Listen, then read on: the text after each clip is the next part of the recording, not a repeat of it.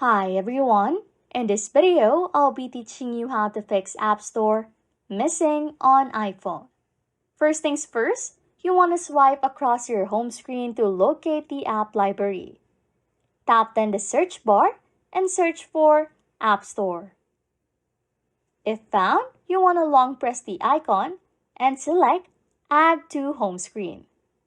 However, if the App Store is not in the app library, you want to access your iPhone settings,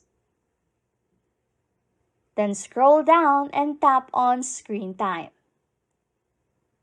In here, you want to tap on Content and Privacy Restrictions, and under the iTunes and App Store purchases, you want to tap Installing Apps.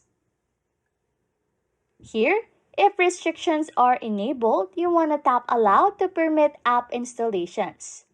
Alternatively, you want to consider turning off content and privacy restrictions entirely, although this should be done cautiously. Lastly, you want to exit the Settings app and return to the home screen, and check if the App Store has reappeared on your screen. Anyways, if you like content like this, don't forget to subscribe to this channel or comment down below any tutorials you want us to make, so we can help you.